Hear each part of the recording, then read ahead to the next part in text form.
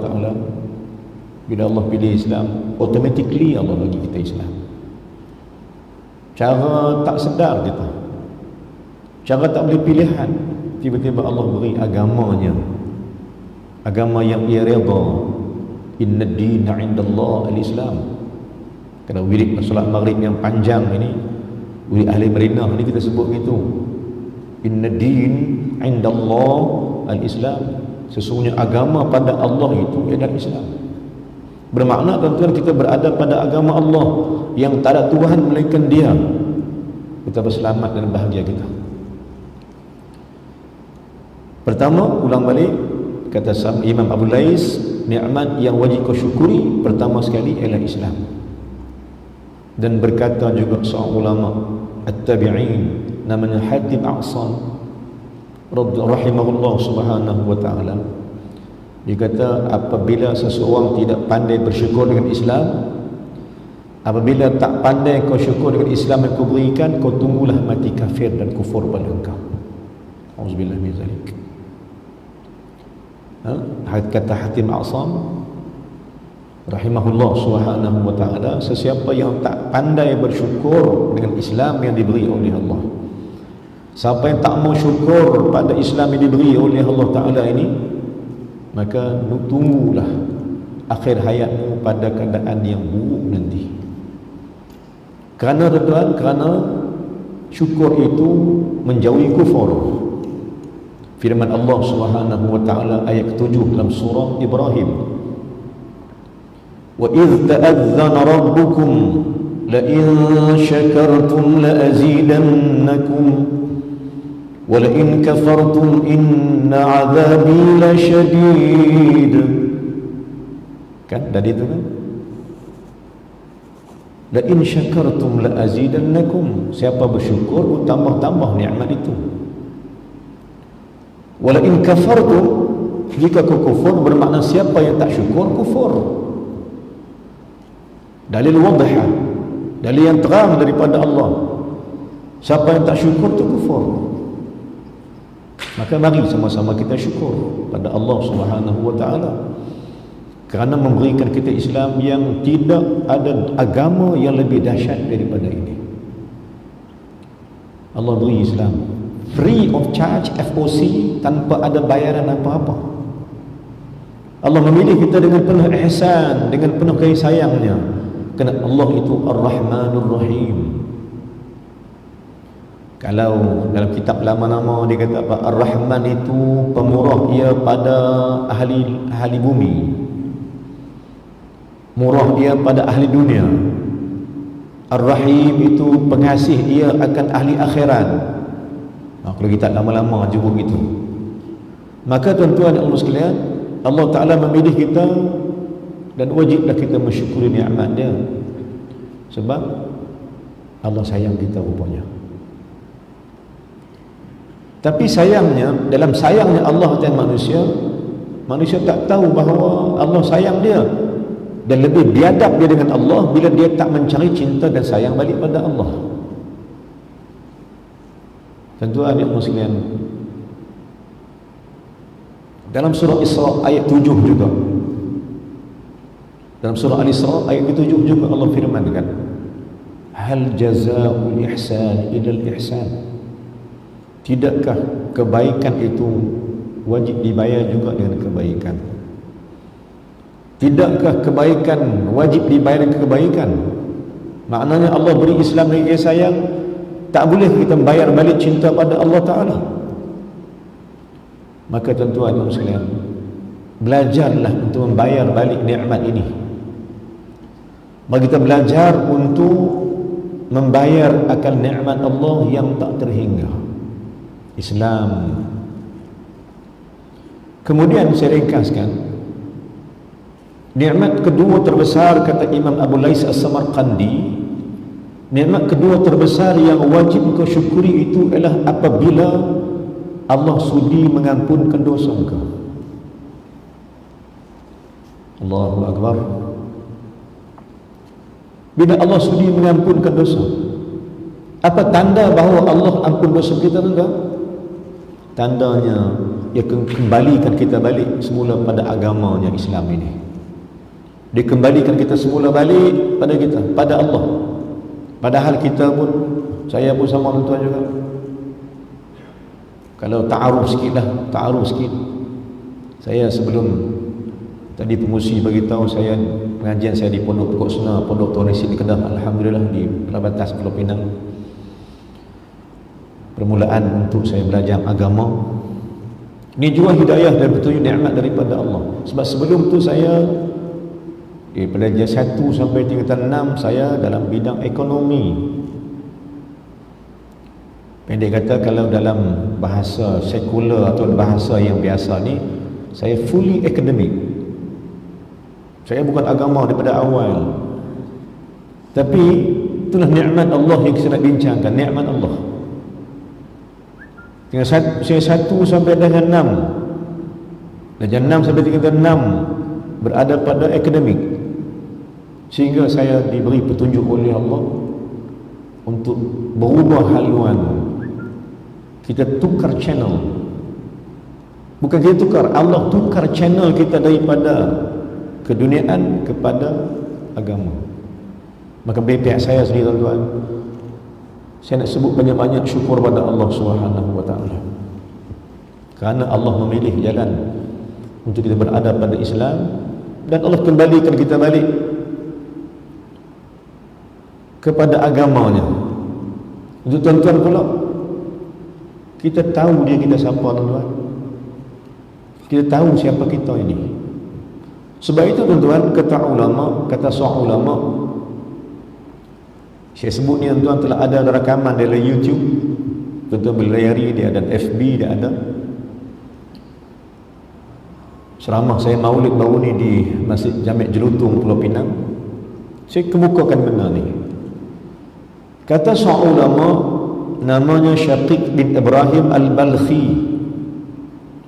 seorang teman baik kepada Syekh Junaid Al-Baghdadi rahimahullah subhanahu wa ta'ala. Kedua-duanya ulama Iraq, kedua-duanya ahli-Allah, kedua-duanya wali Allah subhanahu wa ta'ala. Cuma Junaid Al-Baghdadi ini wali Allah yang dikenali, padahal Syaqiq Ibrahim Al-Balkhi ini wali yang disembunyi oleh Allah, tak kenal siapa pun. Sehingga kan disebutkan bahawa Syekh Junaid Al-Baghdadi banyak merujuk kepada sahabat ini, Syaqiq Al-Balkhi rahimahullah. Apa yang disebutkan oleh Syaqiq Al-Balkhi tuan-tuan? Kata dia, sesiapa yang hidup dan ia beribadat pada Allah sekian lama, tetapi ia tidak mengenali akan 5 ini, maka orang ini akan diheret ke neraka walaupun ibadatnya ribuan tahun. Ulang semula. Seseorang yang tidak mencari jalan mengenali akan 5 yang akan disebutkan ini, maka ibadahnya sia-sia dan dia tetap akan diheret ke neraka walau ibadahnya 1000 tahun. Tuan-tuan, hidup kita tak sampai 1000 tahun, dan ibadat kita pun tak sampai pun umur kita. Kalau 60 tahun umur kita, tak sampai ibadat kita 60. Sebab 15 tahun, 1-15 belum ada ibadat lagi. Bermakna kita bukan ibadat 1000 tahun. Tapi kata Syaqiq, jika kau mampu beribadat 1000 tahun dan kau tak cuba mengenal akan 5 ini, hidupmu tak selamat. Apa yang wajib kita kenal? Tuan-tuan, apa yang kita kenal? Pertama, kata Syaqiq Ibrahim, wajib atasmu mengenali Allah Ta'ala. Wajib atasmu belajar mengenal akan Allah Subhanahu wa Ta'ala. Kita belajar. Dan mengenal Allah ni tidak susah tuan-tuan, tapi dengan ilmu lah. Contohnya surah Al-Fatihah, kita boleh kenal Allah. Saya tak nak ambil ayat lain tuan-tuan, ayat lain mungkin payah sikit, tapi kita ambil ayat yang regular dengan kita, yang dekat dengan kita ni, yang hari-hari kita dah sebut. Surah Fatihah ada ayat yang menceritakan atau dipanggil ayat ma'rifat Allah. Apa ayatnya? Maknanya ayat ini Allah ceritakan siapa dia. untuk manusia dan hamba-Nya kenal akan Dia. Apa ayatnya tuan?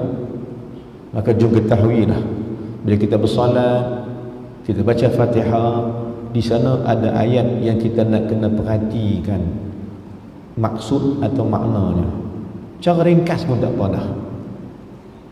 Agar ayat-ayat yang boleh mengenal kita akan Allah Subhanahu wa taala. Contoh ayat pertama, Bismillahirrahmanirrahim.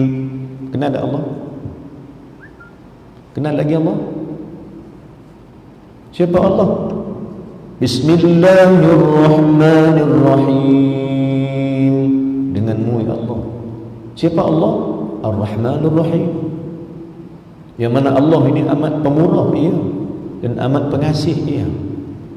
Maha pemurah dan maha pengasih. Tak ada lah sesiapa lagi yang pemurah lebih daripada Allah, dan tak siapa lagi yang penyayang, pecinta lebih daripada Allah.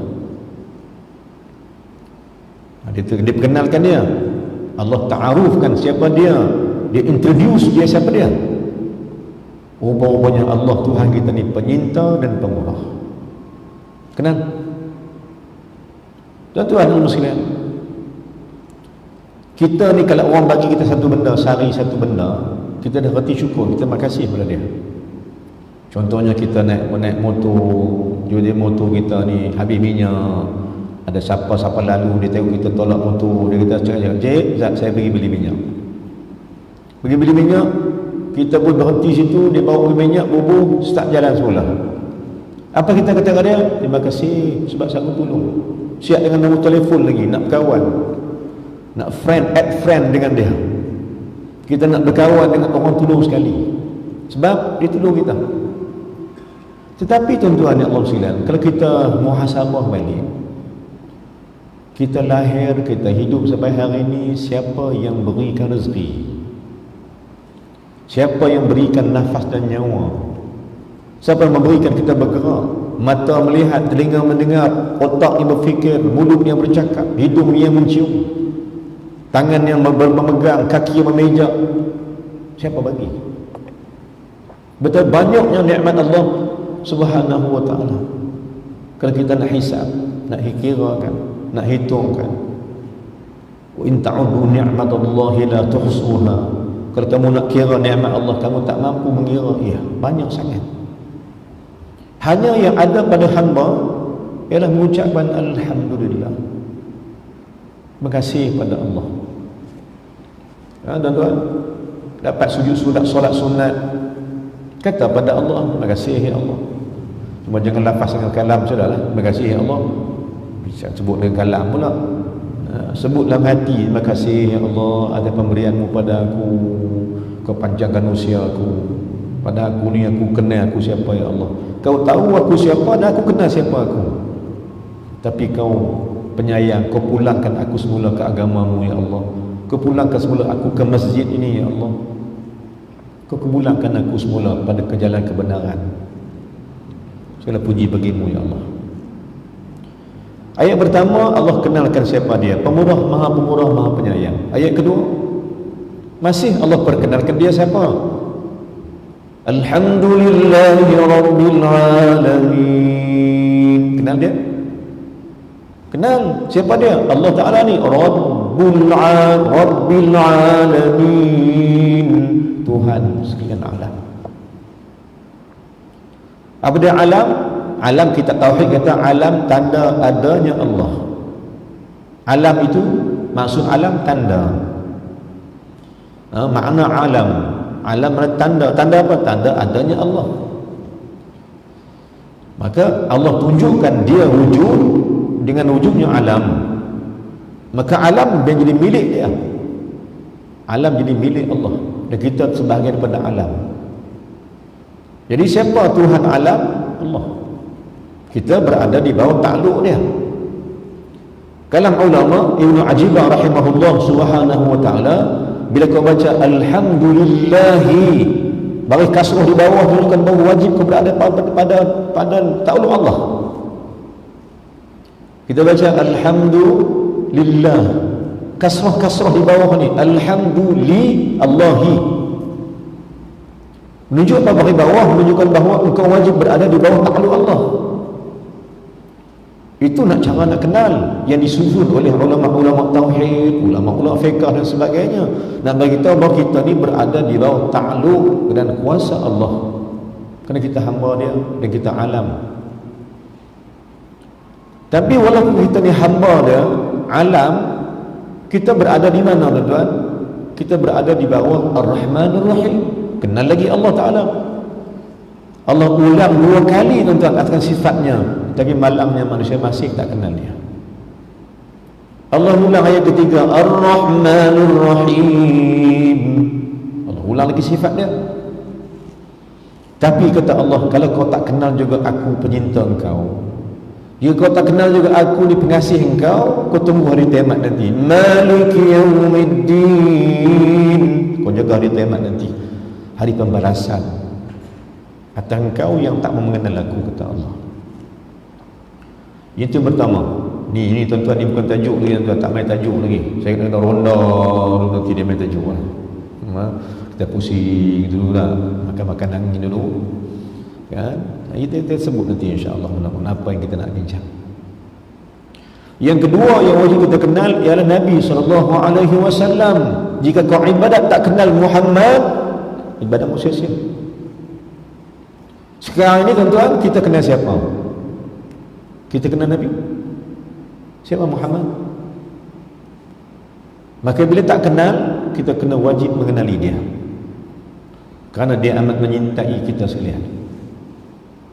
Dia mencayakan hamba-hambanya, umat-umat Nabi, umat-umatnya, hamba-hamba Allah, umat Muhammad, Nabi cukup sayang.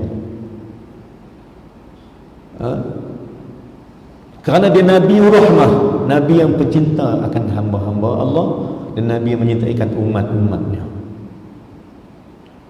Maka kita belajar kenal dia. Kenal Nabi SAW seperti mana mengenal Allah. Kenal Allah dengan sifat, Muhammad juga kita kenal dengan sifat. Kalau Allah Ta'ala, jika Allah Ta'ala ini bersifat Maha Penyayang, Ar-Rahmi, Ar-Rahim, Muhammad pula rahmatan lil alamin, rahman, maka kita hamba-hamba Allah yang menyembah Allah, dan bila umat Muhammad juga wajib bersifat dengan kasih sayang. Carilah kasih sayang sama-sama kita. Sesungguhnya hadir kita ke masjid, kita bersolat sama-sama, kita belajar sama-sama, kita mengaji sama-sama, kerana mencari satu benda saja, yakni kasih sayang Allah Ta'ala. Kerana masuk syurga bukan dengan amalan, tuan, masuk syurga nanti bukan dengan amalan, dan syurga ialah dengan kecintaan Allah. Tuan-tuan dan muslim, saya ringkaskan. Yang kedua, dia belajar kepada Nabi. Maka sekarang kita sekarang ni berada pada tempoh bulan Maulid Rasulullah SAW. Jika sekiranya ayah boleh merayakan birthday anaknya, sebelum birthday anaknya nak sampai seminggu 2 minggu telah siap. Kalau anaknya kecil lagi, beli belon, nak beli kek, tempah kek dan sebagainya, semata-mata untuk kasih anak dia yang dikasih. Maka mengapa dengan Nabi SAW kau tak kasih sampai macam tu? Kau tak buat satu persediaan untuk kau sambut kelahiran dia? Mengapa kau tak buat satu acara? Mengapa kau tak buat satu benda yang boleh menyebabkan engkau membesar dan memuliakan Muhammad SAW? Kecuali orang yang tidak merayakan, kata ulama, orang yang tak mau merayakan maulid ini ialah orang yang tak kenal Muhammad. Karena istilah kita, tak kenal maka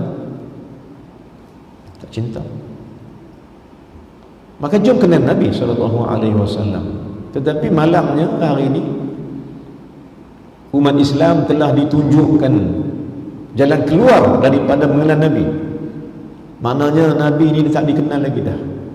Kerana zaman saya dulu, zaman tuan-tuan, Kenduri Kenara ni tuan-tuan, ada marhaban berzanji, al-jannatu wa na'imuha sa'dun liman yusalli wa yusallim.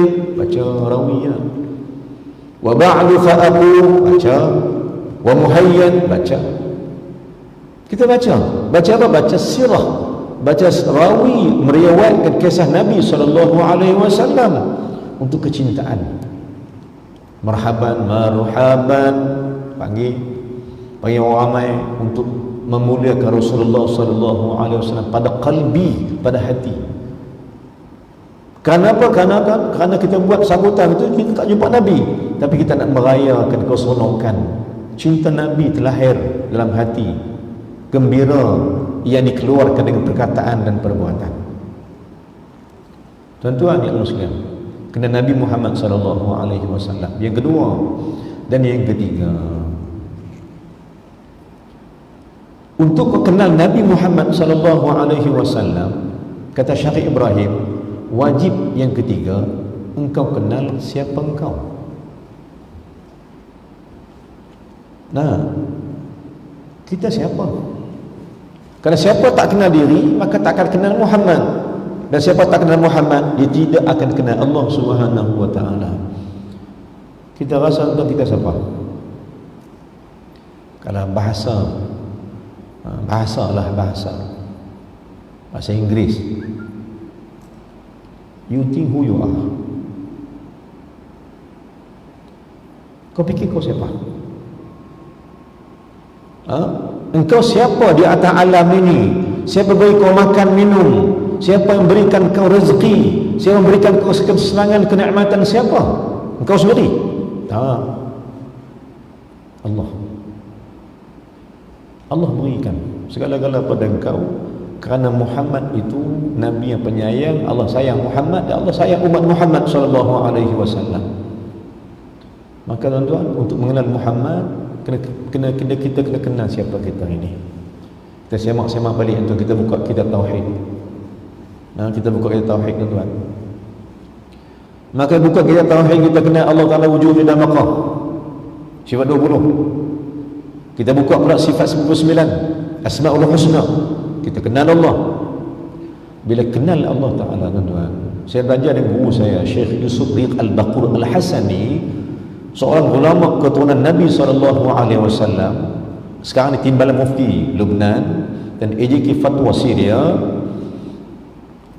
Dia ngajar kita tentang tauhid. Sebenarnya kata ulama ni, tauhid ini bukan hanya pada Allah.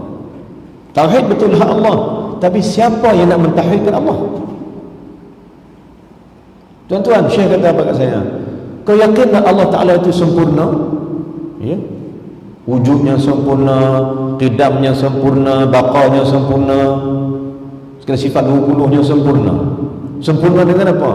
Sempurna dengan kaunuhu itu menyempurnakan sifat ma'nawi. Kan? Ma'ani, menyempurnakan ma'ani adalah ma'nawiyah. Ma'nawiyah itu mana menyempurnakan ma'ani itu. Maka Allah Ta'ala itu berganda-ganda kesempurnaannya. Maka bila Allah Ta'ala sempurna, siapa yang tak sempurna? Maknanya kita kenal Allah Subhanahu wa taala untuk apa, tuan? Untuk kita kenal diri kita. Contohnya kata ulama, bila kau kata Allah ini rokok, kau kata sebut subhana rabbiyal azim wa bihamdihi. Tuan makna apa? Subhana rabbiyal a'la wa bihamdihi. Pada sujud makna apa? Ramai kata mensucikan Allah. Tanya mengapa kata subhanallah? Sucikan Allah. Tuan-tuan, ulama ahli Allah kata apa, tuan? Ulama wali Allah kata apa? Allah itu suci sebelum kau sucikan dia. Maka siapa engkau nak sucikan Allah? Maknanya kalau gitu bukan maknanya subhanallah ini mensucikan Allah. Memang Allah dah suci dah. Allah Maha Suci Allah. Bermakna kata ulama ahli Allah, kita sebutkan subhanallah itu sebenarnya minta Allah sucikan kita yang banyak dosa ini. Kan kita sebut hari Khamis, kan Nabi kata apa? Subhanallah bihamdihi subhanallahil azim, zikir. Kalau kau zikir begitu, habis dosa kau Allah. Bagaimanapun, walaupun dosamu bagai buih di lautan, kata Nabi SAW. Hari Khamis berzikir, kan Khamis kan? Subhanallah wa bihamdihi subhanallahil azim. Yang Nabi kata, kalimatan khafifatan 'ala lisan, saqilatan fil mizan, habibatai ila rahman, kalimah yang ringan atas lidah, berat atas timbangan amal, dan kalimah menyebabkan Allah cinta kamu. Apa dia? Nabi pecah rahsia. Rupanya perkataan ni, kalimah yang ringan di lidah, berat atas timbangan amal, dan kalimah menyebabkan Allah cinta hambanya. Apa kalimah dia? Subhanallahi wa bihamdihi subhanallahil azim. Dua patah perkataan. Senang sebut tapi memberatkan timbangan amal. Maknanya tuan, lepas salat sebut yang ni, lepas mengaji sebut yang ni, kerana dia memberatkan timbangan amal atas amal kita buat. Subhanallah. Baik, maka berkata subhanallah ini bukan hanya untuk Allah. Allah telah maha sempurna, maka tak sempurna. Mengapa kita sebut itu tuan-tuan? Kerana pecahan sifat 20 Allah itu wujud dan baqa, kalau dipecahkan pada 4, 20 dibagi 4 kan, 20 dibagi 4, apa dia 4 ini? Nafsiyah, salbiyah, ma'ani, ma'nawiyah, 4 bahagian. Kemudian kata ulama, kalau nak rasakan kebesaran Allah Ta'ala dengan 20 sifat ni tak mampu, kita nak atur satu-satu.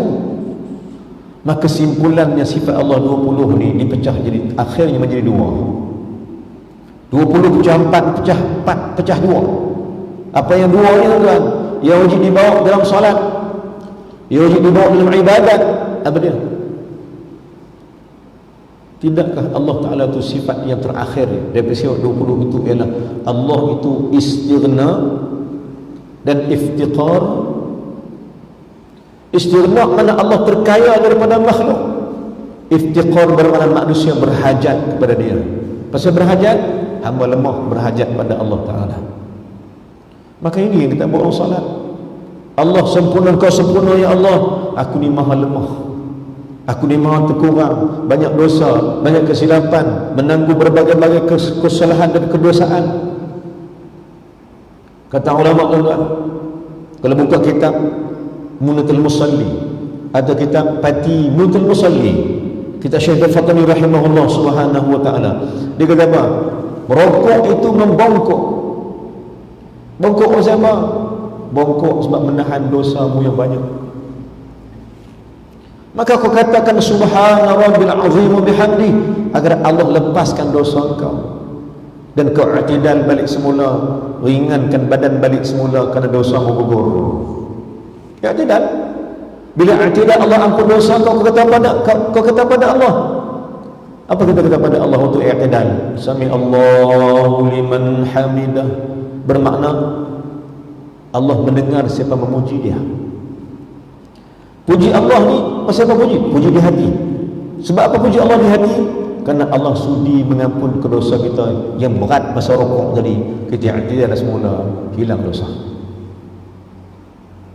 Ini hikmah solat yang dibincang oleh ulama-ulama fiqh at-tasawuf. Solat bukan hanya satu rutin biasa yang kadang-kadang manusia boring nak buat sebab tak tahu punca, tak tahu apa faedah. Orang tinggalkan solat adalah orang tak tahu faedah solat. Tapi kalau orang tahu apa faedah solat, dia tak akan tinggalkan solat selamanya. Apa kehebatan solat? Antaranya keampunan dosa daripada Allah. Tuan-tuan kena bersinar. Maka jom kita kenal siapa kita. Saya kenal dari saya, tuan-tuan. Tuan-tuan kenal kita, tuan-tuan, siapa dia? Guru saya kata apa? Syekh Yusuf Al-Bakhur Al-Hasani. Dia ni keturunan Rasulullah SAW dan Sayyidina Hasan. Saya jumpa dia waktu di Mesir. Allah pertemukan saya dengan dia dan berguru dia sampai hari ini. Saya ulang balik, saya jumpa di Mesir, saya ulang ke Syria di bawah isyraf dia, di bawah pemantauan dia bersama ulama-ulama Syria yang lain. Dan habis tu saya terus dengan petunjuk dia, saya jumpa dengan tu ulama tafsir pula di Syria, di Jordan, ulama qiraat, belajar juga tadi macam disebut oleh ta'aruf yang disebutkan oleh pengusi tadi. Maka apa Syekh kata kat saya, Syekh Yusuf Hasani hafizahullah, dia kata kalau kau nak kenal kau siapa, mudah saja. Macam mana mudahnya Syekh? Tanya.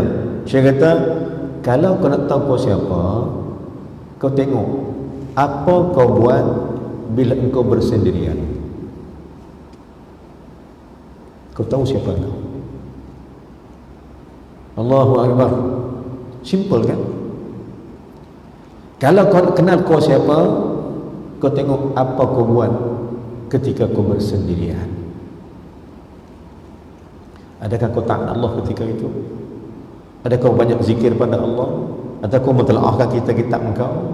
Atau kau salat yang banyak? Kau sembah Allah yang banyak? Kau sebut nama Allah yang banyak? Maka kau tahu kenal siapa kau. Kalau kenal kau tengok apa kau buat di ketika masa lapangmu itu. Di waktu kamu bersendirian, sorang-sorang, kau buat apa? Kita kenal siapa kita pada hari itu dan ketika itu. Rupa-rupanya kita ni tuan-tuan, na'udzubillah min dzalik. Kita minta ampun pada Allah banyak-banyak. Terutama kita kata ni sifat kita yang buruk, yang wajib kita singkirkan, yang wajib kita basuh, yang wajib kita bersihkan. Natural dia ataupun normal dia ialah apabila kita ramai-ramai, banyak ibadat kita nak buat. Allahu Akbar. Ya. Bila kita ada orang ramai, mulalah kita nak bangun salat banyak-banyak. Bila bersendirian, tidur lena tak bangun-bangun. Maka siapa kita tahu pada ketika itu. Dan untuk kau kenal siapa engkau, kau wajib mengenal siapa musuh kau. Kata Syekh Ibrahim rahimahullah, untuk kau kenal siapa engkau, kau wajib mengenal siapa musuhmu itu. Siapa dia? Musuh kita tuan. Semalam kita baca Yasin semalam. Kan kalau kita punya agenda ataupun program kita setiap malam Jumaat baca Yasin. Sampai pada ayat 60 Allah cerita siapa musuh kita. Alam a'had ilaikum ya bani Adam alla ta'budu syaitan innahu lakum aduwwun mubin. Itu syaitan Allah perkenalkan. Untuk kita kenal siapa dia. Syaitan siapa dia? Musuh. Musuh yang nyata. Aduwwun mubin. Syaitan musuh kamu yang nyata. Kerana bahasa Inggeris daripada your open enemy. Musuh syaitan. Terang-terang dia syaitan, dia musuh kita, dia bukan kawan. Dia merosakkan kita tuan-tuan. Maka kenal siapa dia. Dia kenal siapa iblis, kau kenal siapa diri kau. Bila kau kenal diri kau, kau kenal siapa Muhammad sallallahu alaihi wasallam. Bila kau kenal Muhammad akan bawa kau kenal Allah Taala. Ketika itu jadilah engkau hamba Allah yang sempurna. Ini proses-proses berjalan kita untuk menuju pada Allah Taala. Jom kita kenal Allah Taala tuan-tuan. Jom kita kenal Allah. Sebab apa kita perlu wajib atas fardu yang tertinggi kenal Allah. Ulama ahlilah kata apa? Jika kau nak kenal Allah, ada banyak cara untuk amalkan. Seperti mana disebut untuk guru kita yang lama-lama, untuk guru pondok kita sebut. Kita belajar dengan guru tentu bersama juga. Apa amalan untuk kau kenal Allah? Untuk lebih kenal Allah Subhanahu wa taala, apa amalnya? Pertama, jangan kau tinggalkan la ilaha illallah. Tahlil. Tahlil itu kan makrifat tuan. Tahlil itu makrifat nak kenal Allah. Banyak-banyakkan tahlil la ilaha illallah. Tapi juga dalam kitab Al-Jawharul Mawhum wa Munabbihatil Qulub, dalam bab tahlil kata Nabi SAW, kata ulama, bila kau sebutkan tahlil la ilaha illallah, kau matkan dia. Apa maksud? Panjang-panjangkan. La ilaha illallah, panjang-panjang, tempat panjang-panjang lah. Tempat yang mad jaiz mufasil, mad wajib muttasil, mad zaid mufasil lah banyaknya.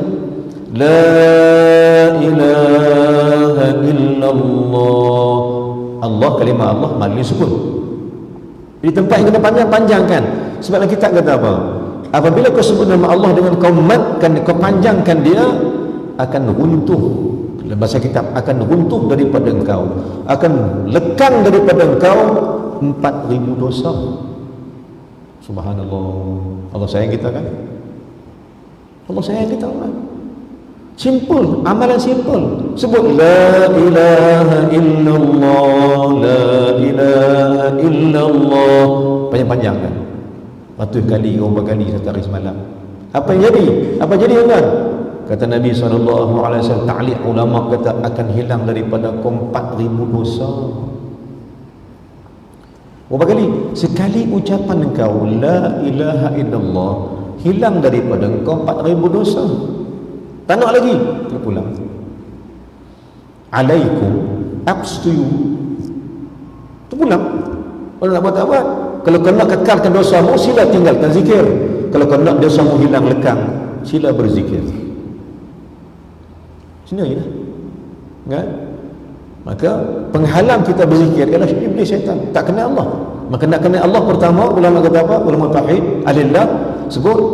Kalau kenal Allah, jangan tinggalkan tahlil la ilaha illallah. Yang kedua, kalau kau nak kenal Allah Ta'ala, yang paling wajib, kau kena belajar. Kena pergi mengaji lah. Kena masuk kuliah lah.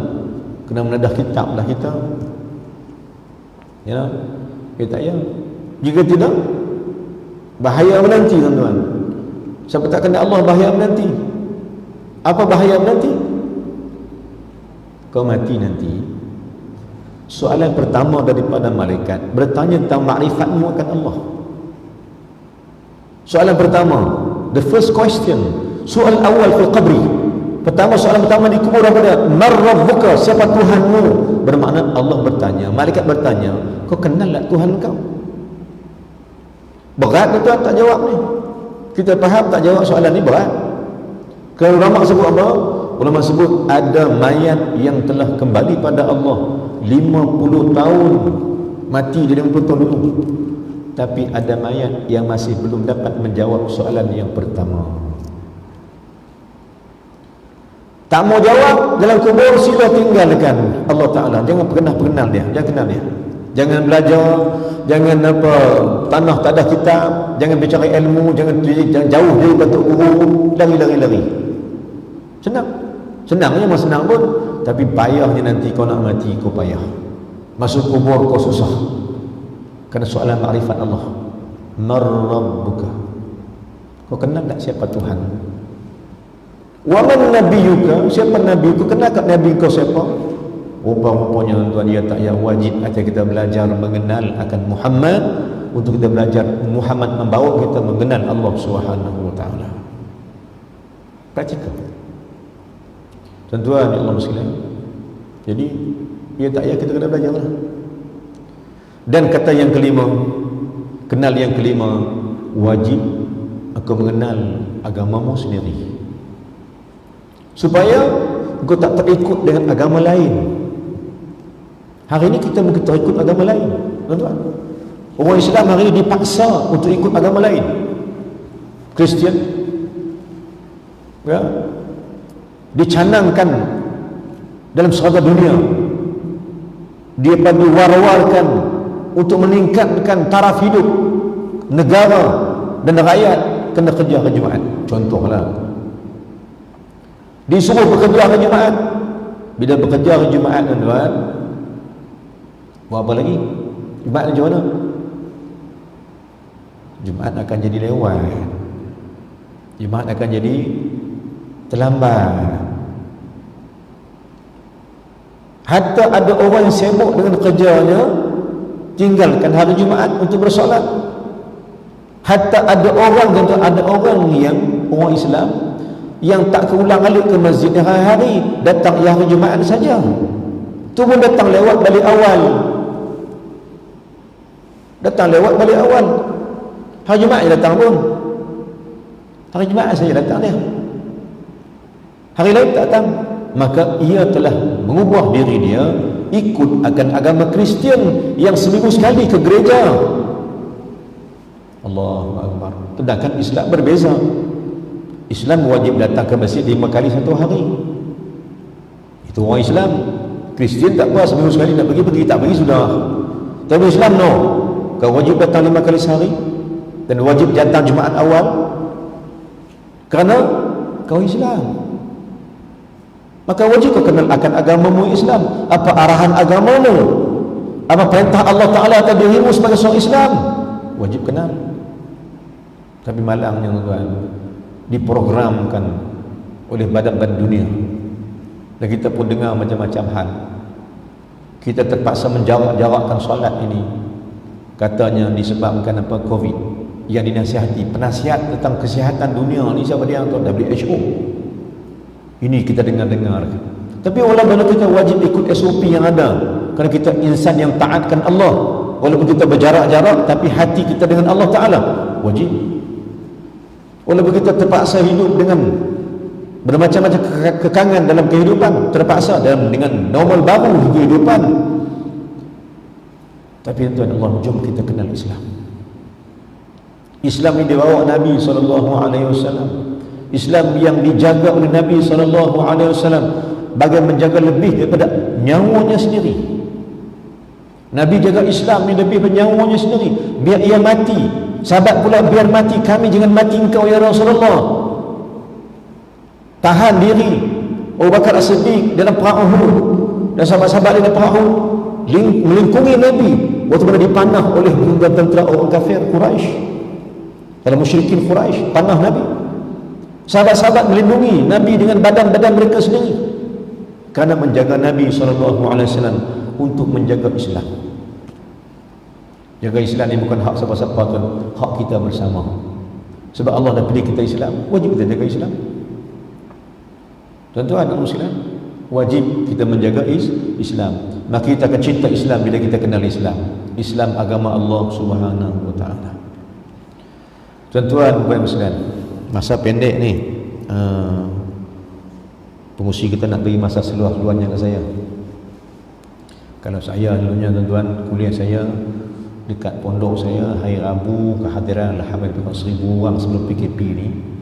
Sekarang ni kurang sikit lah sebab PKP kan, orang warga-warga emas tak boleh datang lagi. Kalau dulu hari Rabu 1000 lebih, pagi pukul 9 sampai pukul 12 kita baca 2 kitab. 2 kitab tuan-tuan, daripada pagi 9 sampai 10, 9.30, 10.30, 1 jam, kemudian sambung pula 11 sampai 12, bermakna 2 jam, 3 jam kita menyampaikan ilmu. Maka kita dilatih begitu, melatih macam tu panjang masa.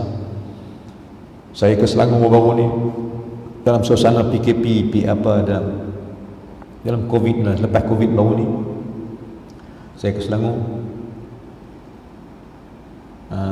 dengan SOP yang ada kan baru-baru ni kan. Bila baru-baru ni dia kata ustaz diarahkan untuk kuliah lepas Aisyah masuk Aisyah kena berhenti. Kita patuh arahan insya-Allah taala. Cuma saya tanya orang yang mengaji malam tu, tuan-tuan nak suruh saya berhenti pukul berapa? Sebab tuan-tuan saya datang daripada Pulau Pinang, kata dia, saya kata dia apa? Saya datang Pulau Pinang 5 jam naik motorcar tuan, dia kata 4 jam lebih. Kalau speed laju sikit 3 jam, 4 jam lah, estimate 4 jam lah sampai 4 jam datang dari KL, daripada Penang KL, nak berikan tuan-tuan, nak berikan ilmu 15 minit tak payah datang lah, dia kata. Masuk gitu lah. Saya tanya orang, tuan-tuan nak 15 minit ke panjang mana? SOP dia Aisyah kena berhenti. Saya tanya orang ramai, orang kata ustaz lajak lah. Bangun satu orang datuk dalam program saya, tak ada seorang datuk, dia kata ustaz book dalam sejam. Saya kata datuk kata tu okey.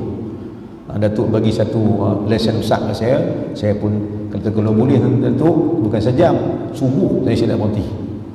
Datuk kata sudah lah, jangan sampai subuh kami nak balik pula, pasal mana kan. Jadi saya tanya tuan malam ni, kau apa nak berhenti? Jangan bagi tu subuh nak saya nak balik malam ni, subuh nak kat masjid Jami'. Dia ke Jami' Greek pergi subuh nak ada kuliah pula esok pagi. Mana kita ambil sejam je lah, insyaAllah lebih sikit lah, ikutlah apa yang kemampuan yang kita kan. Baik tuan-tuan yang Allah sekalian, maka wajib kita menjaga, mengenal 5 ini. Pertama ulang balik, kenal Allah wajib, dan wajib perkenalkan Allah kepada anak isteri, wajib. Kedua, kenal Nabi SAW ketika kenal dirimu, kena dari nombor 3, center di situ. 5, 2 atas 2 bawah, 1 tengah-tengah. Kau kenal diri kau, lepas tu ke bawah yang keempat kau kenal iblis siapa, dan kelima wajib kau kenal agamamu sendiri. Kenal lah. Ini tujuan kita belajar pun. Dan saya datang daripada jauh, saya ke Selangor, saya ke Melaka, ke Johor dan semua Malaysia ni semata-mata kita nak ajak orang kenal Allah aja. Bukan nak ajak kenal siapa-siapa.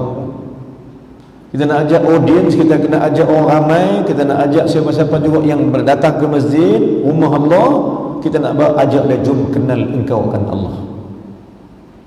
Kerana nanti kau akan ditanya oleh malaikat, siapa Tuhanmu itu? Dan kita nak jawab di kubur nanti, Allahu Rabbi, Allah Tuhan aku. Kita nak jawab begitu, amin ya Allah, amin ya Allah, amin ya Allah. Kami jawab begitu, ya Allah, izin kami jawab perkataan itu ya Allah.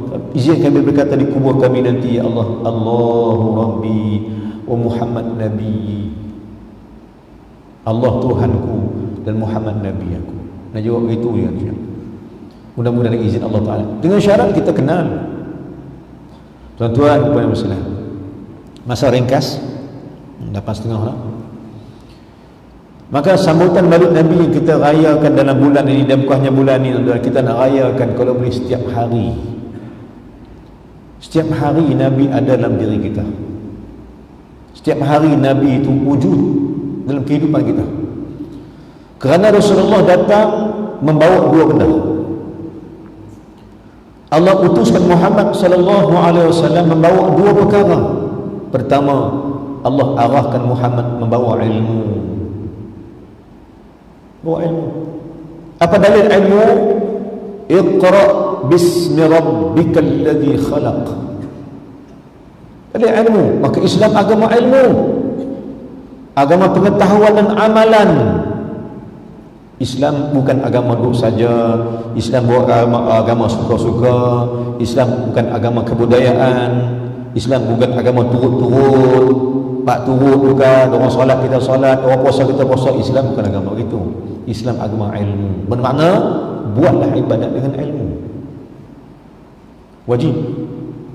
Jangan sampai kata ambil tahu dah. Jangan sampai kata ambil tahu masuk masjid nak kata apa.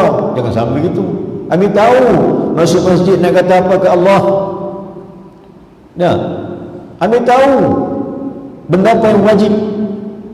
Antara salat dengan mengaji mana paling wajib. Ambil tahu. Bertemu 2 benda.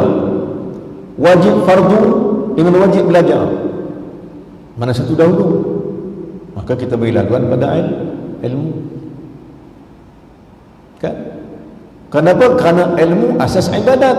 Tak sah salat kalau tak ada ilmu. Man bi ghairi kata matan zubat. Kan dalam kata-kata ulama dalam matan zubat dia kata apa? Man bi ghairi ilmin ya'malu mardudatun la tuqbalu. Siapa dengan ilmu tidak ada ilmu dia beramal, maka amal ditolak, tak diterima Allah. Maka rugi tak rugi ibadat kita. Jom kita ambil ilmu, mengetahui akan sesuatu benda. Jangan sampai tak ambil tahu, tuan-tuan. Tuan-tuan, mengapa kita baca la ilaha illallah wahdahu la syarikalah lepas solat? Sebab lahul mulku wa lahul hamdu yuhyi wa yumiitu wa huwa ala kulli syai'in qadir. Baca berapa kali? 3 kali. Ada baca 10 kali untuk maghrib isya kalau tak ada apa-apa. Mengapa baca yang tu? Ambil ilmu. Saya baca habis bersalat, astaghfirullahalazim, Allahumma ajirni minan nar, baca lagi. Atau kita terus baca la ilaha illallah wahdahu la syarikalah. Dalam keadaan apa tuan? Dalam keadaan kaki yang dipacak 10 kali, 3 kali. Rasulullah suruh begitu. Ulama sebut ta'liq, ulama komen akan doa ini, amalan yang disebut oleh guru pondok kita. Habis salat, masih dalam keadaan tahiyat akhir, pacak kaki, kau sebut la ilaha illallah wahdahu la syarikalah lahul mulku wa lahul hamdu yuhyi wa yumiitu wa huwa ala kulli syai'in qadir. Pasal apa sebut? Ulama kata siapa sebut begitu, hapus habis dosanya. Allah, tak tinggal. Ni tak ada habis salam. Assalamualaikum warahmatullahi, Assalamualaikum warahmatullahi. Imam baru istighfar, astaghfirullah, astaghfirullah, astaghfirullah. Makinlah. Dah bangun dah. Dah tinggal masjid dah. Dah tinggal wirid. Tinggalkan zikir. Tuan-tuan, apa disebutkan oleh ulama? Coba dia sebut ni. Berkata Syekhuna Syekh Ibnu Athaillah As-Sakandari rahimahullah subhanahu wa ta'ala, pengarang kitab Hikam. Dia kata apa tuan? Dia kata siapa yang suka meninggalkan wirid, zikir dan doa, maka padanya tidak akan ada ma'rifah Allah. Permulaan kitab Hikam disebut begitu tuan. Dalam permulaan kitab Hikam ni disyarah oleh ulama begitu. Siapa suka tinggal wirid, suka tinggal doa, suka tinggal zikir, maka baginya tidak akan ia mengenal akan Allah itu. Tinggallah. Na'udzubillah min dzalik. Jangan sampai begitu dah. Tuan-tuan, maka agama Islam yang dibawa Nabi SAW agama ilmu. Ambil tahu. Melintasi orang salat itu apa hukumnya, ambil tahu. Jangan sampai tak ambil tahu pula. Belajar juga tuan-tuan. Ambil tahu lintas depan orang salat ni apa hukum. Apa hukum bertakbir bersama dengan imam. Imam takbir Allahu Akbar, kita pun Allahu Akbar selepas takbir imam. Jangan kata muafiq dengan imam tu, apa dia? Ambil tahu. Ambil tahu kita ni bukan muafiq. Kita ni bagi macam mana musawaqah dan muwafaqah, ataupun apa musawaqah, muwafaqah, musaraqah, mufaraqah, banyak benda. Tahu kita siapa. Kenapa? Karena agama Islam agama ilmu. Jangan sampai berbuat ibadat tak ada ilmu. Sebab dah beritahu lah, siapa beribadat tanpa ilmu mardudatun la tuqbalu, tak diterima amalnya dan ditolak akan amal itu. Allah. Maka ambil tahu lah. Belajar ambil tahu. Masuk masjid nak buat apa? Waktu khutbah nak buat apa? Hari Jumaat nak buat apa? Ya? Hari Jumaat nak buat apa? Ambil tahu. Malam Jumaat nak buat apa? Bila tiba waktu mana-mana datangnya Maulid Nabi nak buat apa? Belajar agar kenal agamamu sendiri. Jadi tuan-tuan Allah sekalian, Rasulullah datang untuk bawa ilmu. Tak ada ilmu itu bukan Islam. Sebab Islam agama Iqra. Kata ulama tafsir, Iqra itu 3 makna asas, 9 makna detail. Oh, kena belajar juga ya tuan-tuan. Iqra itu 3 makna asas, tetapi dia didetailkan, ditafsirkan 9 maknanya. Bukan satu tuan. Iqra bukan satu makna. Iqra ditafsirkan ataupun diperincikan atau didetailkan menjadi 9 makna. Allah. Asasnya 3. Apa dia Iqra? Iqra pertama kau belajar baca. Yang kedua, kau belajar, selepas kau baca kau kena faham. Itu Iqra. Faham. Yang ketiga, lepas kau faham kau kena amal. Iqra maknanya baca, faham dan amal. Itu Iqra. Iqra bukan baca saja. Sebab itu kita menolak pandangan kata belajar agama boleh baca seorang-seorang. Boleh baca dalam Google. Tengoklah Google baca seorang-seorang hukum begini-begini dah apa hukum. Masya-Allah. Islam bukan agama begitu. Islam bukan agama baca seorang-seorang. Islam agama bertalaqi. Tuan-tuan, yang pertama bertalaqi pada Allah siapa dia tuan? Siapa yang pertama bertalaqi kepada Allah Taala? Adam alaihissalam. Agama yang kita wajib bermuajahah kan dengan ulama-ulama. Bukan boleh baca seorang-seorang di rumah jadi ulama, tak. Dia kena bertalaqi, kena bertadarus, kena bermuajahah, kena berdepan-depan, face to face, baru jadi ulama. Baru kita dapat berkat kepada ulama. Sebab apa? Itu turas pengajian Nabi SAW dengan sahabat. Sahabat belajar dengan Nabi di Raudhah, hari-hari bertalaqi dengan Nabi SAW. hingga jadi ulama, hingga jadi sahih, hingga jadi alim ulama di zaman sahabat. Datang pula at-tabi' belajar dengan sahabat-sahabat pula. Datang pula tabi'in belajar dengan tabi', datang pula tabi'in belajar dengan tabi'in sampai hari ini. Tuan-tuan dan saudara, maka Islam agama ilmu yang wajib kita faham dan wajib kita beramal selepas kefahaman. Baik, masa tak sempat untuk saya hurai panjang-panjang. Yang kedua, tuan-tuan, fokus kita saya malam ni. Yang kedua, Islam datang selepas ilmu. Nabi bawa apa, tuan-tuan?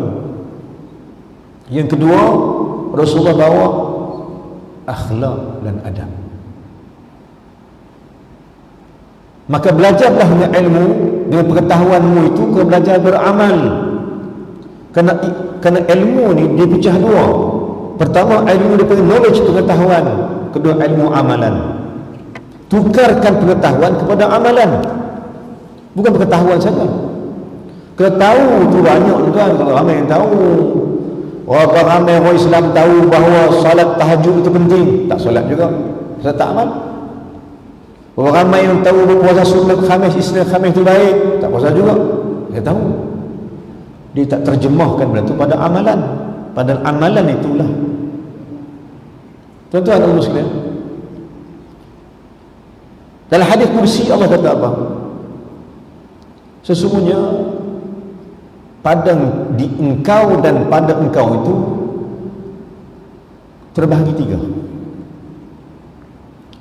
Ada yang untukmu,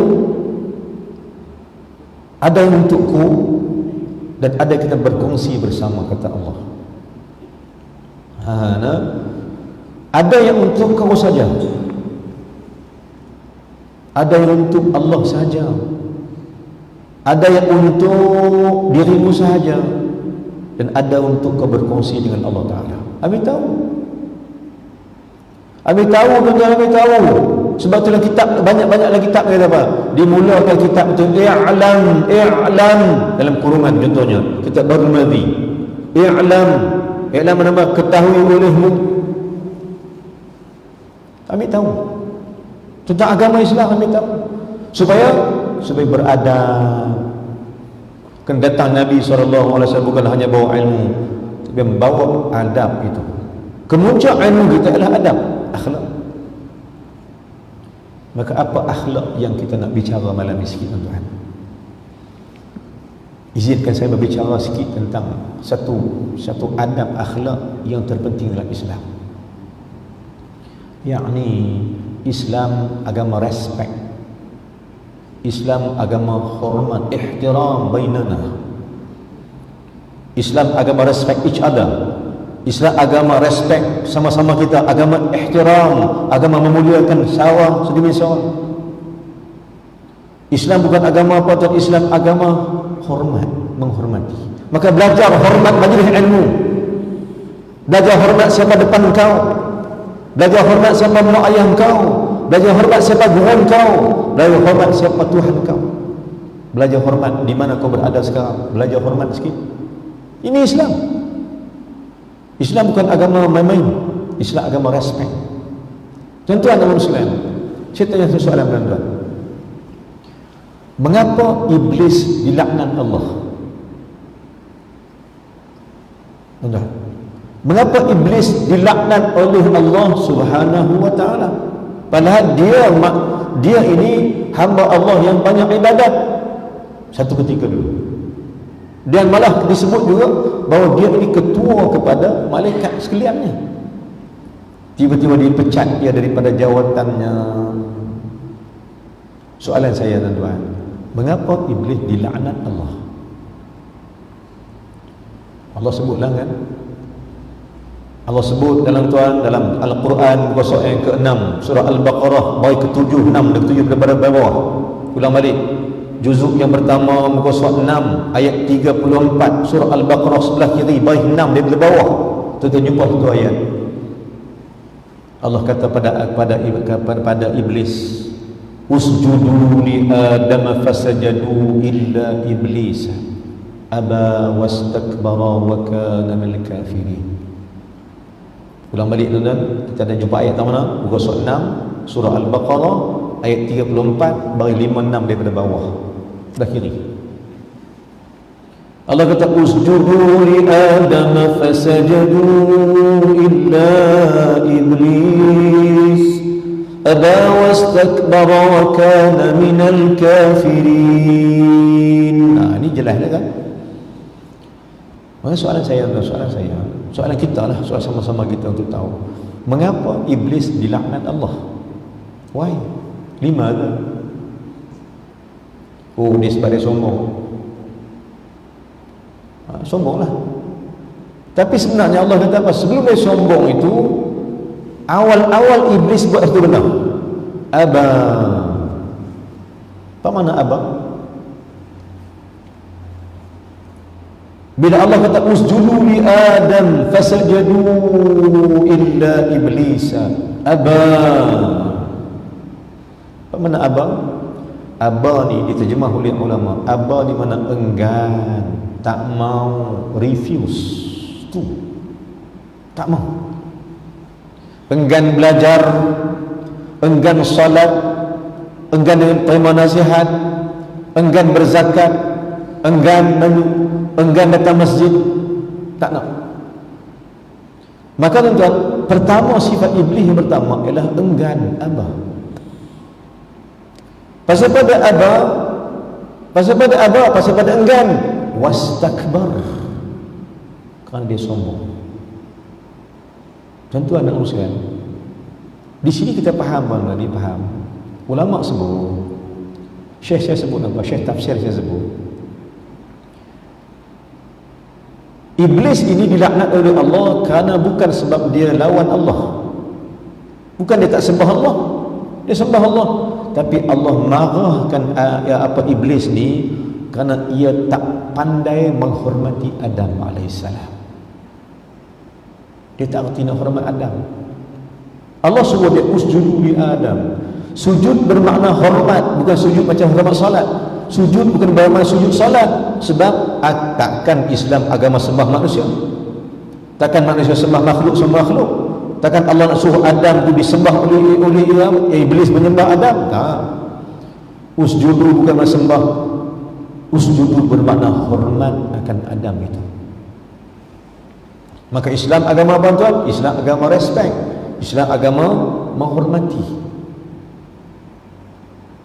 Imam Syafi'i kata dalam syairnya, dalam diwan Syafi'i, dalam syair Imam Syafi'i dia kata apa? Wajib atasmu 10 benda. Sebelum kau mati, sebelum kau tinggalkan alam ni, wajib kau mengenali dan menghormati akan 10 benda ini. Pertama, wajib kau hormatkan mak ayah kau. Kan? Hormat. Kenali mak ayah dan hormat dia sebagai orang yang telah bersusah untuk melahirkan kita, membesarkan kita. Tapi hari ini tuan, respect ni hilang, adab dah hilang. Anak-anak tak hormat mak ayah lagi. Mak ayah tu kadang-kadang selalu makan hati dengan anak-anak, sebab anak-anak tak pandai menghormati mak ayah. Sepatah mak, 30 patah anak. Mak kata lain, anak kata lain. Maafkan mak hari-hari. Mak kata duduk dalam rumah nak pergi mana ni, ayah tak ada ni, Allah sehari balik dah, cek pisah lah, sekitar saat keluar sekejap je, bukan lama mak duduk asal. Dengan mak mu cakap itu. Tapi dengan kawan, Allah lembutnya bercakap. Takut kawan tak nak kawan kita, takut kawan tak nak kawan, kawan tak nak sahabat, kawan tak nak cakap, takut. Sebab Nabi kata dalam akhir zaman, Nabi kata, "Idza fa'alat ummati 15 khaslah halal bihal bala." Bila umatku buat 15 perkara, pasti bala turun, tidak akan terangkat. Hadis akhir zaman kan. Bila umatku buat 15 perkara, maka pasti halal bihal bala, halal bala turun, takkan Allah angkat. Antaranya apa dia? Antaranya wajafa abah, ayah jadi takut dengan anak-anak. Sebab anak-anak ni lebih dahsyat, lebih garang daripada ayah dia. Dulu anak-anak takut ayah, sekarang ayah takut anak-anak. Nak tegur anak tak solat tak berani. Pada anak dia sendiri. Mak tak boleh tegur anak, ayah tak boleh tegur anak sebab melenting anak. Cakap dengan nada tinggi. Mak kata apa? Dia diam sudah. Ayah kata apa? Dia diam. Anak cakap gitu. Ayah pun diam, tak kata apa. Maka Nabi kata wajafa abah, keringnya bapa itu daripada menasihati anak-anaknya sendiri. Tak berani ayah tegur anak. Anak perempuan tak solat, tutup aurat tak tutup, ayah tak tegur. Tak berani. Kemudian apa yang kedua pada? Yang kedua, selepas wajafa abah wa aqqa ummah, dia derhakakan mak dia. Tu anak hari ni. Sebab apa anak derhaka? Nabi kata kerana kau tak buat 3 perkara. Dia tidak ada adab dengan kau. Nabi beritahu dalam hadis lain, anak derhaka mak ayah dengan sebab mak ayah tidak menghiraukan 3 perkara ini kepada anak-anak di waktu dia kecil. Apa dia? Nabi kata jika engkau nak adabkan anakmu dengan akhlak yang tinggi, pertama, didik ia ke masjid. Masjid. Yang kedua, jika kau anak kau beradab, bersopan beradab denganmu, ajar ia akan Al-Quran. Dan ketiga, untuk anakmu beradab dengan engkau, ajar anakmu kenal Muhammad itu siapa. Pasti dia beradab dengan engkau nanti. Kau ajar dengan adab masjid. Contoh sebab masjid ni bukan tempat kau bising. Adalah masjid macam pasar-pasar ikan. Ada. Tak ada orang bising-bising, tak ada bising. Dalam masjid dia masing-masing berzikir, ingatkan Allah Ta'ala, tempat tenang, beradab. Anak kita bawa sini, maka dia pun juga lama-lama beradab dia, kerana dididik dengan adab di masjid. Satu saranan Nabi SAW. Maka jika mak ayah tak buat begitu, maka tunggulah besarnya anak, dia pasti derhaka ke engkau. Terimalah akibatnya. Seorang datang jumpa Sayyidina Abu Bakar, Sayyidina Umar Al-Khattab radhiyallahu anhu. Cerita ni ada dalam kitab Tarbiyatul Aulad Syekh Abdullah Nasir Alwan. Apa dia? Pendidikan anak-anak dalam Islam. Kitab Syekh Abdullah Nasir Alwan, At-Tarbiyatul Aulad fil Islam. Tarbiyatul Islam Aulad fil Islam, pendidikan anak dalam Islam. Dia apa dia? Dia buat cerita seorang mak ayah, 2 orang mak ayah datang jumpa Sayyidina Umar Al-Khattab radhiyallahu anhu. Dia kata, ya Umar, datang aku nak mengadu kau bahawa anak aku derhaka kami, anak kami derhaka kami, tak beradab dengan kami ya Umar. Kami susah hati, kami nak buat macam mana? Apa kami nak buat ya Umar? Derhaka ia, bantah ia, tak dengar cakap. Nak buat macam mana? Kata Umar Al-Khattab, wahai mak ayah, ketahuilah anakmu derhaka engkau kerana engkau ada dosa dengan Allah. Apa dosa kami ya Umar? Kerana dulu engkau juga pernah derhaka Allah, kau tahu betul. Maka Allah buatkan kau merasakan azab di balik kau derhaka Allah dulu. Kau dulu lawan Allah Ta'ala, sekarang Allah hantar anak untuk lawan kau, agar kau rasakan bahawa apa itu derhaka. Apa yang nak buat sekarang Umar? Umar kata balik bertobat pada Allah Ta'ala, nanti Allah pulihkan anak-anakmu. Nah, tuan-tuan muslim, maka kita faham balik Islam agama menghormati. Sedang balik masuk masjid, hormat. Hormat orang salat, hormat orang belajar, hormat orang guru, hormat yang siapa-siapa juga dalam masjid hormat. Sebab Islam agama hormat. Ketahuilah bahawa iblis itu dilaknat Allah kerana dia tak pandai menghormati Adam. Tengok tuan-tuan, cerita iblis ni Allah lanjutkan daripada surah Al-Baqarah ayat 6, muka surat 6 ayat 30, start situ cerita iblis dan Adam. Di situ start dia sampai muka surat 6, habis muka surat 20. Sampai ayat 35 di bawah, 34, 35 di bawah, 36 muka surat 6. Cerita Allah lanjutkan lagi. Cerita Iblis ni dengan Adam Allah lanjutkan terus pada surah Al-A'raf. Cerita Adam dengan Iblis dengan Allah Ta'ala Allah lanjutkan terus pada surah Al-A'raf. Di mana surah Al-A'raf? Permulaan Al-A'raf buka surat 151. Sebelah kanan juzuk yang ke-8, sebelah kanan itu surah Al-A'raf. Tapi cerita Iblis dengan Adam dengan Allah Ta'ala pada muka surat sebelah kiri 152, muka surat 152 ayat 12. Ayat atas sekali sebelah kiri. Dan surah Al-A'raf, bila Allah kata pada Iblis la'natullah alaih, Allah kata pada Iblis, ma mana'aka alla tasjuda idh amartuk. Allah kata, wahai Iblis, apa yang menyebabkan engkau tak hormat Adam itu bila aku perintahkan? Apa yang menghalang kau untuk hormat Adam, untuk sujud pada Adam bila aku perintahkan? Kata Allah. Allah kata, apa yang menyebabkan kau tak hormat Adam itu? Apa yang menyebabkan kau ni tak respect, tak hormat akan Adam, tak sujud pada Adam? Apa sebab? Maka tengok, Iblis menjawab pada Allah.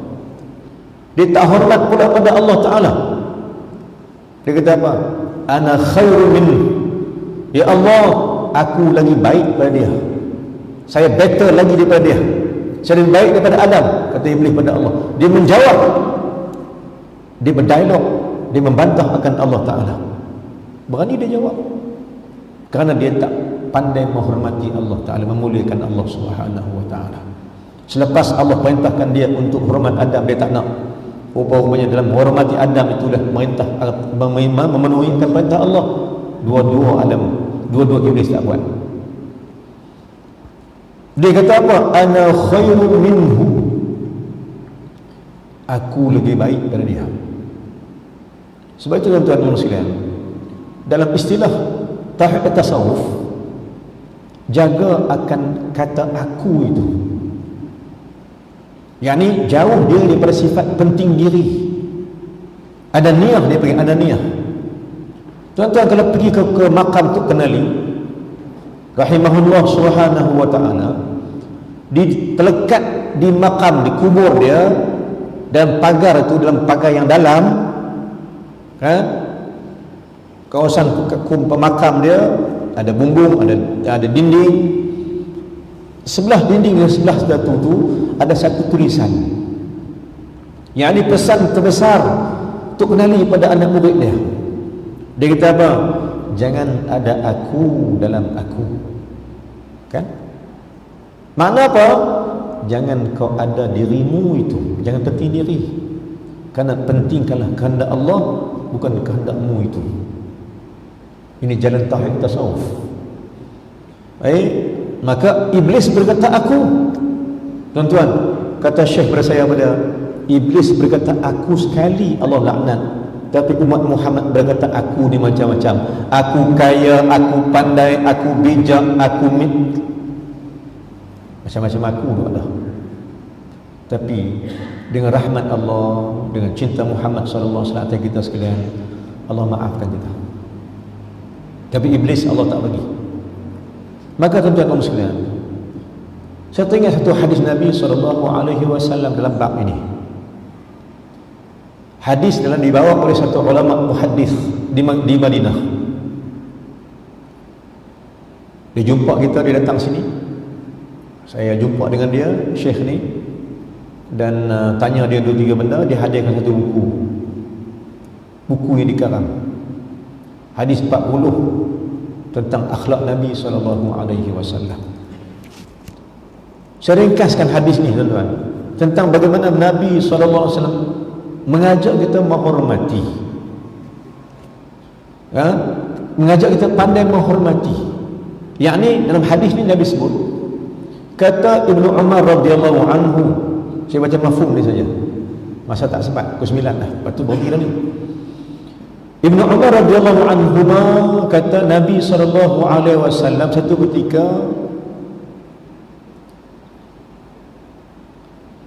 datang kepada Nabi SAW nafar di mana jamaah, datang satu jamaah al-Yahud, datang kumpulan Yahudi ke Madinah. Datang satu kumpulan Yahudi, geng lah Yahudi ini datang Madinah. Fada'au Rasulullah sallallahu alaihi wasallam, mereka mengajak Nabi mai jumpa mereka. Daripada datang Madinah, dia panggil Nabi, jemput Nabi untuk hadir ke majlis mereka. Datang Nabi SAW datang je. Bila Nabi datang ke majlis dia, mereka letakkan wisadah. Apa wisadah? Satu bantal untuk Nabi duduk. Nabi nak bagi bantal untuk Nabi duduk atas tempat di bawah ni. Ada orang duduk atas kerusi yang macam bantal kan. Dia bagi bantal ke Nabi duduk. Dia orang pun semua duduk atas bantal itu. Maka diberi satu bantal kepada Nabi. Fajalasa 'alaiha, Nabi pun duduk atas itu. Sebab dia orang duduk, Nabi duduk juga. Maka tiba-tiba Yahudi ini menghulurkan kitab Taurat kepada Nabi SAW. Disodorkan kepada Rasulullah SAW kitab Taurat untuk Nabi tengok akan Taurat itu. Maka apa yang Nabi buat, tuan-tuan? Rasulullah SAW nampak kitab Taurat dibawa ke hadapannya. Dia ambil bantal tadi, dia tak duduk lagi, bantal dia pegang tadi, dia letak di hadapan dia. Dia ambil kitab Taurat, letak atas bantal. Yahudi tengok Nabi SAW. Kumpulan Yahudi tengok Nabi. Perbuatan Rasulullah itu dilihat oleh nafarun minal Yahud. Kumpulan Yahudi tengok ni, yang datang ni tengok. Maka tuan-tuan sekalian, bila Nabi buat itu, bertanya akan Yahudi ini, "Ya Muhammad, mengapa kau hormati akan Taurat padahal padamu itu Al-Quran? Mengapa kau hormat kitab kami?" Maka apa jawab Nabi SAW? Sesungguhnya Taurat ini juga daripada Allah. Taurat juga daripada Allah, maka aku menghormati apa yang juga datang daripada Allah, dan aku membenci apa dilarang oleh Allah Ta'ala. Ini satu standing Nabi SAW, mauqif dia, bahawa apa datang daripada Allah kita wajib hormat walaupun berbeza agama. Tapi jika Taurat tetap Taurat. Maka apa di sini poin yang tuan? Rasulullah mengajar kita pandai menghormati. Walaupun si kafir yang kita akan namakan kafir, tapi wajib juga kita menghormati dia. Sebagai agama yang datang, agama samawi yang datang pada Allah Subhanahu wa taala. Maknanya Rasulullah ajak kita menghormati akan agama lain supaya agama lain menghormati akan Islam.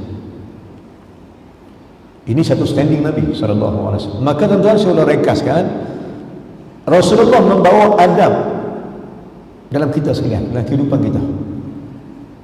Jom kita beramal dengan ajaran Nabi SAW. Yang tertinggi itu ialah respect ataupun menghormati. Bila mak ayah cakap, kita biar dia cakap. Saya pernah jumpa satu orang anak, saya tak setuju lah, tapi saya nak cakap macam mana dengan anak ni. Anak kawan saya juga.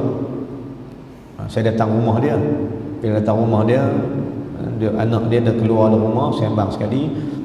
Ayah dia panggil dia, anak duduklah. Bila anak duduk dengan kita, tak apa, duduklah, nak berbual, tak ada masalah. Tapi bila ayah dia cakap dengan kita, dia pun kata ke ayah dalam bahasa lah, sebentar. Dia kata ayah dia, sat, sebentar ayah. Biar saya cakap dulu. Saya nak tanya ustaz. Dia nak tanya saya, ayah dia pun nak cakap juga dengan saya, tapi dia kata ke ayah saya, biar saya cakap dulu. Tuan-tuan, ketika tu saya tak senang lah dengan perbuatan tu. Sebab apa? Sebab kau hormati ayah kau tu, biar dia cakap dulu. Dia kata ayah diam dulu, biar saya cakap dulu. Macam ayah ni kawan dia pula kan. Maka bila tanya saya tak jawab. Kita nanti saya jawab. Saya kata nanti Orang tanya habis dulu, habis tanya, lepas tu saya tak nanti Ustaz jawab. Ustaz nak jawab, ayah nak tanya apa dulu. Maka ayah dia pun tanya lah. Tanya soalan, saya jawab ayah dulu, habis tu baru saya jawab dia. Habis tu saya kata apa? Pandailah mengajar, belajarlah menghormati ayahmu sendiri itu. Kerana Rasulullah tak suka orang tak pandai hormat. Islam tak suka orang tak reti hormat orang lain. Maka Islam bawa agama apa tuan? Nabi kata apa? Rasulullah sebut yang tua itu dihormati dan yang muda itu disayangi. Flexible, balance, imbangkan antara kita menghormati orang tua dengan memulia, menyayangi yang muda. Yang muda kita sayang, yang tua kita hormat. Kedua-duanya bergabung sama untuk mengangkat Islam ke mercu kejayaan. Tuan-tuan, puan-puan sekalian, seperti sini dulu insya-Allah. Mudah-mudahan di masa yang terhad, saya tempatnya panjangkan bicara. Kita nak solat Isya pula tuan-tuan. Mungkin tuan-tuan juga ada program lepas ni. Saya pun pagi esok ada lagi kuliah di Masjid Jami' Gerik pula esok insya-Allah, dan pagi esok saya balik ke sana pula sebab ada sambungan lagi. Kemudian bulan minggu depan saya ada di Al-Usta pula. Lepas tu di hujung bulan saya ke Melaka lagi. Begitulah. Mudah-mudahan kita jumpa lagi insya-Allah di masa depan. Saya ulang balik tuan, datang saya bukan untuk mengajar sesiapa, tapi hanya untuk bersilaturahim dengan tuan-tuan. Mungkin ada yang kenal saya, mungkin saya ada kenal tuan-tuan di sini kan, di tempat sekalipun. Mudah-mudahan pertemuan kita bukan pertemuan yang pertama dan terakhir. Mudah-mudahan Allah membuka ruang lagi untuk saya dah sampai dengan tuan-tuan pula insya-Allah di masa depan dengan izin Allah Taala, mudah-mudahan. Wallahu a'lam. Terima kasih banyak kepada pihak Masjid As-Salam yang sudi jemput kita untuk sama tuan-tuan malam ni. Terima kasih banyak pada penceramah asal ataupun pekuliah asal yang beri ruang pada saya malam ni, kerana dia juga selalu ke tempat saya di sana. Mudah-mudahan kita sama-sama bersilaturahim sama-sama kita, mudah-mudahan insya-Allah. Wallahu a'lam. Aqulu qawli hadza wa astaghfirullahal azim li wa lakum. المسلمين والمسلمات والمؤمنين والمؤمنات فاستغفروه فيفوز المستغفرين وإليه التائبين. بسم الله الرحمن الرحيم. الحمد لله والصلاة والسلام على رسول الله وعلى آله وصحبه أجمعين. اللهم اغفر لنا ذنوبنا ولوالدينا وارحمهما كما ربيانا صغيرا. جميع المسلمين والمسلمات برحمتك يا أرحم الراحمين. اللهم زدنا علما نافعا وعملا صالحا مقبولا. اللهم اجعلنا من الذين يستمعون القول فيتبعون احسنه. اللهم اجعل جمعنا هذا جمعا مرحوما وتفرقنا من بعده تفرقا معصوما. Ya Allah, ya Tuhan kami, ampunkan dosa-dosa kami ya Allah, kerana kami makin insaf, kami makin sedar sesungguhnya kamilah hamba-Mu yang paling banyak dosa dengan-Mu ya Allah, ya Tuhan kami. Maka ya Allah, ya Tuhan, bukalah peluang untuk kami bertobat pada Engkau sendiri ya Allah, ya Tuhan kami. Izinkan lidah kami ini sentiasa beristighfar meminta ampun pada Engkau ya Allah, ya Tuhan kami. Ya Allah, ya Tuhan kami, ampunkan juga mak ayah kami ya Allah. Mereka juga banyak bersalah dengan Engkau disebabkan kami ya Allah. Ya Allah, berilah kesihatan baik pada mak ayah kami yang masih hidup di alam ini, masih ada di rumah sana ya Allah. Berilah kesihatan yang baik agar dapat mereka meneruskan ibadah padamu ya Allah. Dan terimalah ibadah mak ayah kami itu ya Allah, ya Tuhan kami. Ya Allah, Tuhan kami, jika sekiranya mak ayah kami telah meninggalkan alam ini ya Allah, jika sekiranya mak ayah kami telah meninggalkan alam ini, telah Kau matikan mereka sedang berada di kubur sana ya Allah, ampunkan dosa mak ayah kami ya Allah. Luaskan kubur mereka ya Allah, siramkan kubur mereka dengan hujan rahmat-Mu ya Allah. Terangkanlah kubur mereka dengan cahaya-cahaya yang terang ya Allah, dan sejukkan kubur mereka jika Kau panaskan. Sejukkan kubur mereka ya Allah dengan pahala-pahala keredaan-Mu ya Allah, Tuhan kami. Ya Allah, ya Tuhan kami, jadikanlah asbab kami hadir malam ni dan kuliah pengajian. Kami hadir malam ni untuk memuliakan Nabi Muhammad sallallahu alaihi wasallam. Jadikan majlis kami ini penyebab kami dapat masuk syurga nanti ya Allah, ya Tuhan kami. Penyebab agar kami dapat syafaat Nabi Muhammad sallallahu alaihi wasallam, dan penyebab agar kami dapat rahmat-Mu di akhir nanti ya Allah, Tuhan kami. Jadikanlah majlis kami ini ya Allah, kuliah kami dan kedatangan kami ke masjid untuk bersama menyembah-Mu ya Allah. Jadikanlah semua benda ini sebab untuk kami dapat mengucapkan kalimah syahadah di akhir hayat kami nanti ya Allah, ya Tuhan kami. Ya Allah, datangkanlah datangkan kalimah suci, kalimah yang berbunyi la ilaha illallah, la إله إلا الله لا إله إلا الله محمد رسول الله صلى الله عليه وسلم. Datangkanlah dua kalimah ini ketika mana kami ditarik nyawa oleh malaikat nanti, ya Allah, ya Tuhan kami. Izinkan lidah kami mengucapkan namamu dan nama Nabi-Mu sallallahu alaihi wasallam di hujung hayat kami, ya Ta'ala ini, ya Allah, agar kami mati mengucapkan namamu dan kami mati mengucapkan nama Nabi-Mu sallallahu alaihi wasallam, agar syurga adalah tempat kami nanti bersama dengan orang salihin dan wali-wali Allah subhanahu wa ta'ala. Amin ya rabbal alamin. Rabbana zalamna anfusana wa illam taghfir lana wa tarhamna lil khasirin. Rabbana atina fid dunya hasanah wa fil akhirati hasanah wa qina adzaban nar. Sallallahu ala sayyidina Muhammadin wa ala alihi wa sahbihi wasallam. Walhamdulillahirabbil alamin. Assalamualaikum warahmatullahi wabarakatuh.